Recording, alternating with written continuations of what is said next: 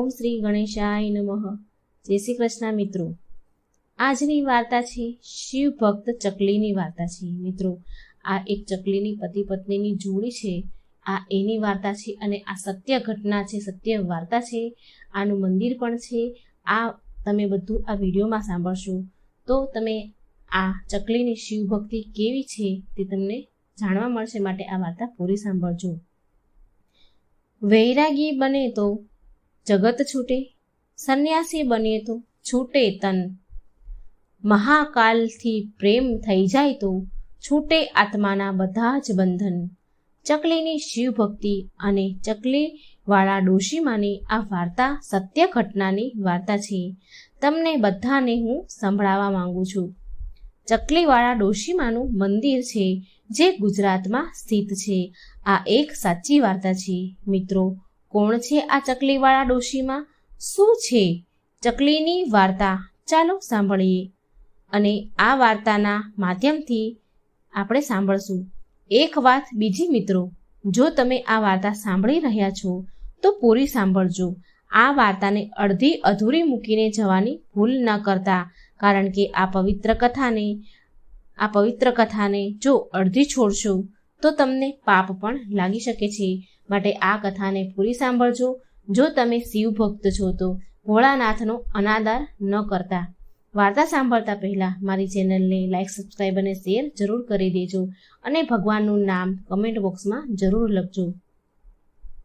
પ્રીત કરો મહાદેવથી, ના માંગો ફળદાન. તજીને ફળની કામના, કરો ભક્તિ નિષ્કામ. એક ગૌરૈયા પંખીની જોડી મોટા શિવ મંદિરની પાસે એક ઝાડ પર રહેતી હતી. ગૌરૈયા પંખી એટલે ચકલીની જોડી, પતિ પત્નીની જોડી શિવજીના મંદિરના એક ઝાડ પાસે રહેતી હતી. અને તે મંદિરમાં જ્યારે પણ સવાર સાંજ પૂજા પાઠ આરતી થાય ત્યારે તે બંને ચકલીઓની જોડી મંદિરની આરતીમાં આવે. શંકર ભગવાનની આરાધના કરતા કરતા તે ચકલીઓની જોડીને કલાકો સુધી ત્યાં બેસી રહે, મહાદેવની આરાધનામાં લીન રહે. એટલી ભક્તિ કરતા અને નિરાધાર ભક્તિ કરતા કે તેને તેના તન મનનું અને આજુબાજુનું કંઈ જ ભાન ન રહેતું હતું. આ બંને ચકલીઓનું આ રોજનો નિયમ હતો. બસ જ્યારે પણ મંદિરમાં ઘંટ વાગે, આરતી થાય અને તરત જ તે મંદિરમાં પહોંચી જાય. પછી તેના બચ્ચાને એ આરતી પૂજા પાઠ થઈ જાય પછી તેના બચ્ચાને લઈને તે ચારા પાણી માટે એની વ્યવસ્થા કરવા માટે જાય. અને આ જ રોજનો એમનો નિત્ય નિયમ હતો. અને એ મંદિરની થોડે દૂર બાજુમાં એક ડોશીમાનું ઘર હતું. તે ગરઢા ડોશીમા હતા. તેનું કોઈ સંતાન ન હતું. તેમની આગળ પાછળ દેખરેખ કરનારું પણ કોઈ જ ન હતું. તે એકલા જ તેનું જીવન જીવતા હતા. અને તે ગરઢા ડોશીને પંખીઓ પ્રત્યે ખૂબ પ્રેમ ભાવ હતો. તે પંખીઓને, ચકલીઓને બહુ પ્રેમ કરતા હતા. રોજે જ તે પંખીઓને દાણા પાણી નાખે. તે ડોશીમાં રોજ તેના ઘરના ધાબા ઉપર, છત પર દાણા નાખે, ચણ નાખે, પાણી પણ મૂકે. આવું એ રોજ કરે. આ ડોશીમાનું રોજનું કામ હતું. અને આ બંને ચકલીઓ રોજ આ ડોશીમાના ધાબા ઉપર આવે અને દાણા ચણે અને પાણી પીવે. અને આમ આરામથી તેમને ચણ પાણી મળી રહેતા હતા. અને એ ચણ પાણી કરી અને તેના બચ્ચા માટે પણ ત્યાંથી તે દાણા લઈ જાય અને તેના બચ્ચાને પણ ખવડાવે. આમ તેમનું જીવન ચાલી રહ્યું હતું, બંને પતિ પત્ની ચકલીઓની જોડીનું. તે ડોશીમાના કારણે તે ચકલીની જોડીનું અને તેના બચ્ચાઓનું સહેલાઈથી પેટ ભરણ પોષણ થતું હતું. અને સાથે સાથે તે આરામથી નિશ્ચિત રૂપે શંકર ભગવાનની આરાધના કરતા હતા. હવે આવી રીતે ઘણા દિવસો નીકળ્યા. એક દિવસની વાત છે. તે ગરઢા ડોશીમાં બહુ બીમાર થઈ જાય છે. તે પથારીમાં પડી જાય છે. તેમને તો કોઈ છોકરો કે વહુ કે કોઈ પરિવાર તો હતો નહીં. તો તેમનો કોઈ ઉપચાર કરે કે તેમને કોઈ દવા લઈને આપે કે કોઈ ઈલાજ કરાવે તેવું હવે કોઈ હતું નહીં. તે એકલા જ રહેતા હતા. અને આમ ગરઢા ડોશીમાં કોઈ ઉપચાર, દવા કે સેવા વગર જ પથારીમાં પડ્યા રહ્યા હતા. ઘણા દિવસ સુધી રહ્યા. હવે તે ડોશીમાં ધાબા પર ચણ પાણી નાખવા તો જઈ શકે નહીં. તે ચણ પાણી નાખવા જતા ન હતા, કારણ કે પથારીમાંથી ઊભું થવાય નહીં તો કેવી રીતે ધાબા ઉપર જઈને ચણ પાણી નાખે. હવે તે ચકલીની જોડી તે ડોશીમાના ધાબા ઉપર ચણ દાણા પાણી પીવા માટે આવતા, ખાવા માટે આવતા, પણ ત્યાં ધાબા ઉપર કંઈ ખાવાનું મળતું નહીં. એટલે તે ચકલીઓ વિચાર કરે છે કે અરે, આ ડોશીમાં ક્યાં ચાલ્યા ગયા હશે? કેમ ચણ નથી નાખતા, દાણા નથી નાખતા, પાણી પણ નથી મૂકતા? આવું કેમ કરી રહ્યા હશે? આવી રીતે 2 દિવસ વીત્યા, 3 દિવસ વીત્યા, એમ 2-4 દિવસ ચાલ્યા ગયા અને ધીરે ધીરે તે ડોશીમાં બહુ કમજોર પડવા લાગ્યા. કોઈ દવા ઉપચાર વગર કેવી રીતે સ્વસ્થ થઈ શકે માણસ? અને એક દિવસ બહુ વધારે હાલત ખરાબ થઈ ડોશીમાની, એટલે એ ડોશીમાનું મૃત્યુ થઈ ગયું. હવે તે 2 ચકલીઓ રોજ તેના ધાબા પર આવે છે અને તેમને ત્યાં કંઈ ખાવા પીવા મળતું નથી. એટલે તે બંને વિચારે છે કે અરે રે, આ ડોશીમાં ક્યાં ગયા હશે? કેમ કોઈ ખબર નથી, એમની કંઈ સમાચાર નથી. કેટલાય દિવસથી આપણે ધાબા ઉપર આવીએ છીએ પણ દાણા પાણીઓ નાખતા નથી. તે પક્ષીઓને કેટલો પ્રેમ કરે છે અને આવું તો ક્યારેય નથી બન્યું. તે કાયમ જ ચણ પાણી ધાબા ઉપર મૂકે છે અને કેટલા દિવસથી હમણાં કેમ આવું? તે ડોશીમાં ક્યાં ગયા હશે? શું થયું હશે? શું વાત હશે? આમ બંને ચકલીઓ પતિ પત્નીની જોડી ગભરાય છે, આવું વિચારે છે અને તે હેરાન થવા લાગી. તે બંને ચકલીઓએ આખા ગામમાં તે ડોશીમાને શોધે છે.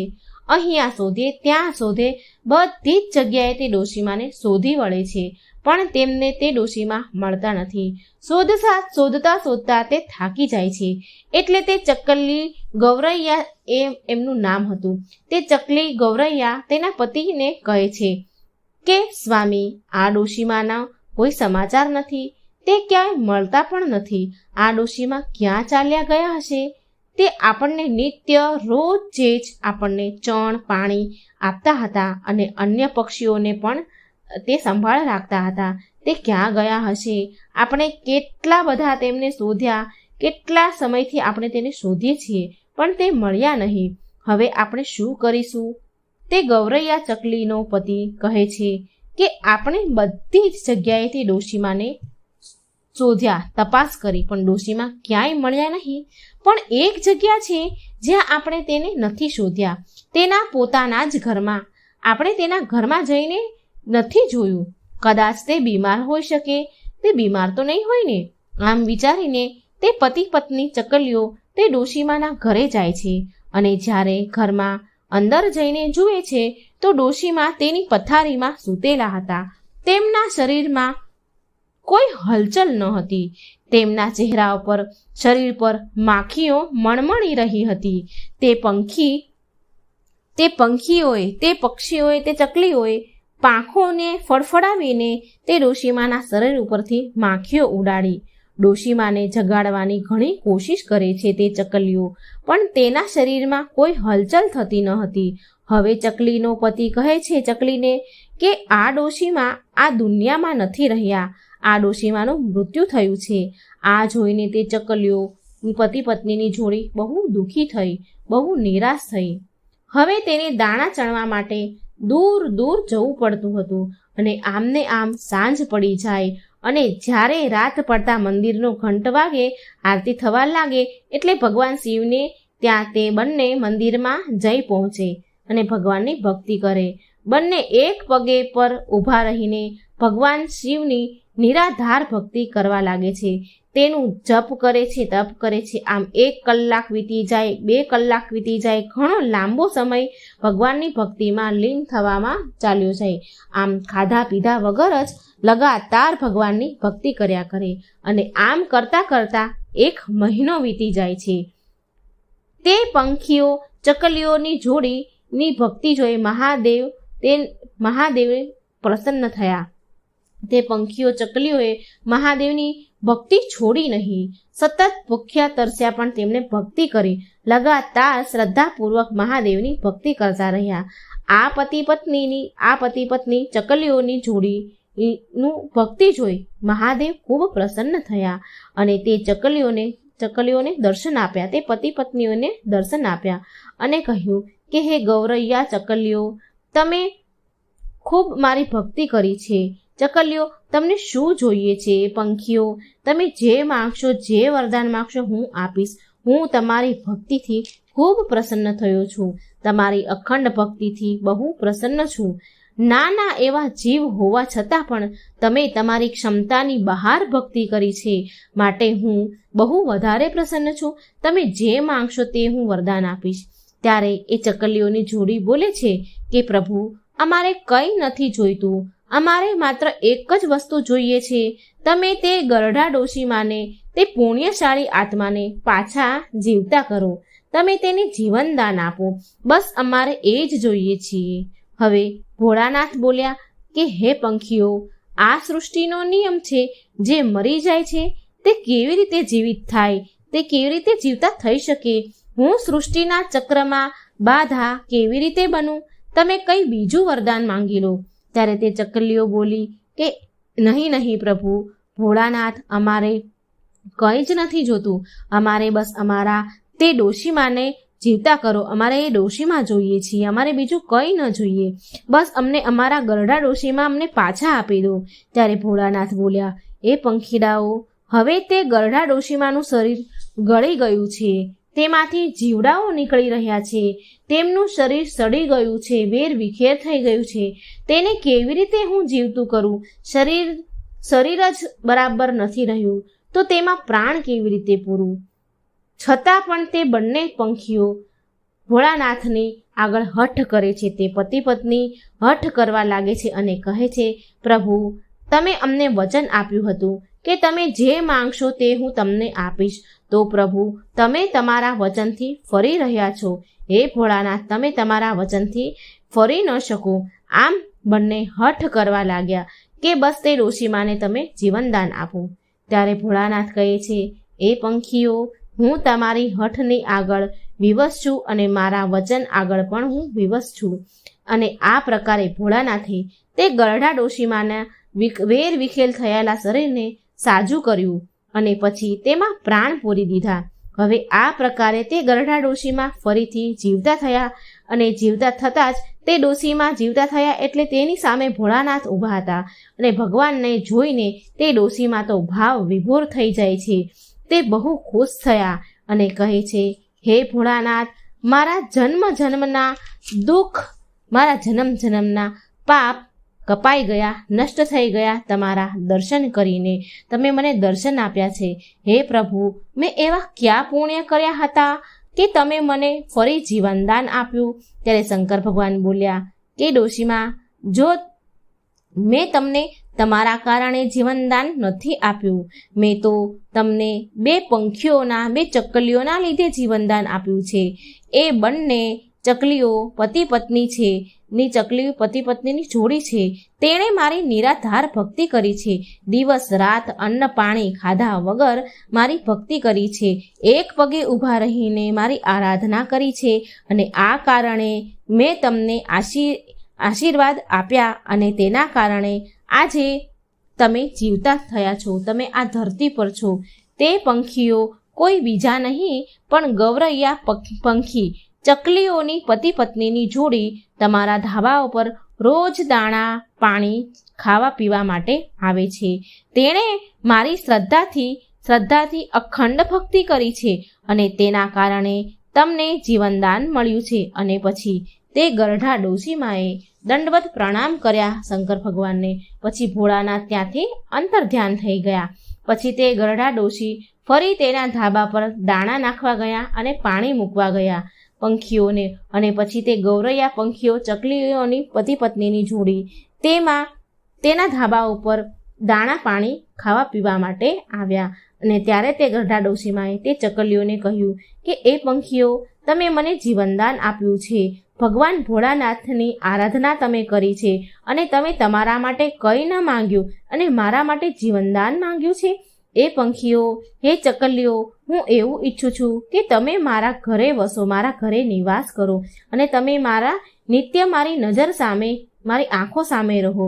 આ સાંભળી તે ચકલીઓએ તે ગરઢા ડોશીમાની પ્રસ્તાવ સ્વીકાર કર્યો અને તે ડોશીમાના ઘરે આવીને રહેવા લાગ્યા. આ પ્રકારે દિવસો વીતવા લાગ્યા.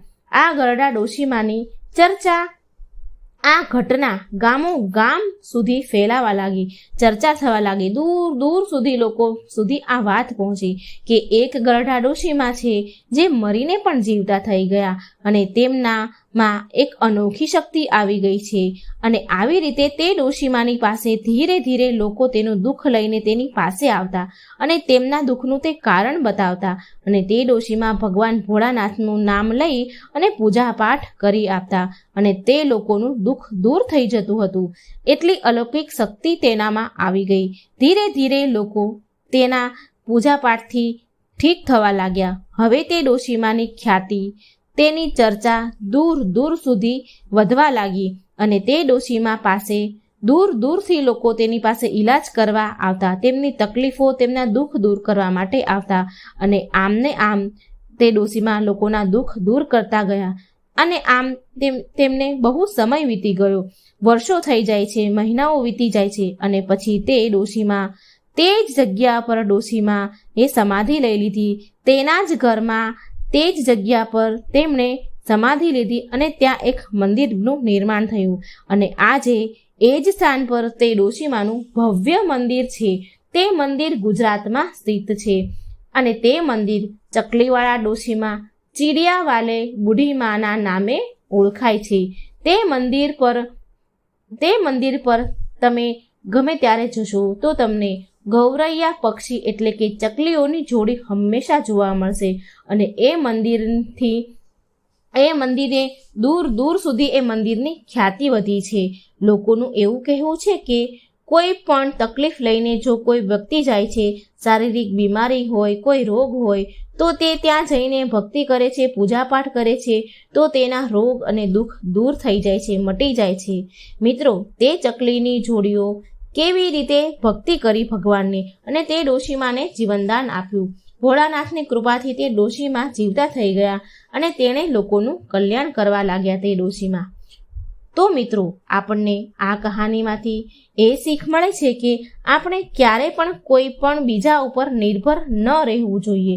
જ્યાં સુધી તે ડોશીમા જીવતા હતા ત્યાં સુધી તે ચકલીઓ તે ડોશીમા ઉપર આશ્રિત હતી, તેના ઉપર ખાવા પીવાનું આશ્રય કરતી હતી. તેના મર્યા પછી તે પંખીઓ દુઃખી થયા કે ભોજન ક્યાંથી મળશે અને આ કારણે તેમને ખૂબ કષ્ટ પડવા લાગ્યું. આ કારણે તેમની આદત ન હતી, એમને જે ડોશીમાને ત્યાંથી સહેલાઈથી જ ખાવાનું મળી જતું એટલે એમને એવી આદત ન હતી કે તે દૂર દૂરથી ભોજન શોધે અને શોધવાની તેમને આદત જ ન હતી અને તૈયાર મૂકેલું જ ભોજન તેમણે ખાધું. માટે ગમે ત્યારે કઠિન પરિસ્થિતિ આવે, મુશ્કેલનો સમય આવે ત્યારે પોતાને તૈયાર કરી લેવા જોઈએ. આપણે ક્યારે પણ કોઈ બીજાના ભરોસે ન રહેવું જોઈએ. આજે તે વ્યક્તિ મારા માટે છે, કાલે ન પણ હોય તો હું પોતાને કેવી રીતે સંભાળીશ આ વિચારવું જોઈએ કે આપણે ભગવાનની સાચા મનથી ભક્તિ કરીશું, નિરાધાર ભક્તિ કરીશું તો આપણને ભગવાનના દર્શન જરૂર થશે, આપણા પાપ જરૂર નષ્ટ થશે અને આપણા જીવનમાં દુઃખ દૂર થશે. બસ જરૂરત છે તો માત્ર મનમાં સાચી શ્રદ્ધા, સાચી ભક્તિની જ. જેમ ચકલીઓની ભક્તિ હતી એવી રીતે મહાદેવ તો 3 લોક 9 ખંડમાં મહાકાળથી મોટા કોઈ છે જ નહીં. મહાદેવની ભક્તિથી ભવ પાર ઉતરી જવાય છે. મિત્રો, જો આ મારી વાર્તા સારી લાગી હોય તો મારી ચેનલને લાઈક, સબસ્ક્રાઈબ અને શેર જરૂર કરજો. જય શ્રી કૃષ્ણ. રાધે રાધે. Thank you.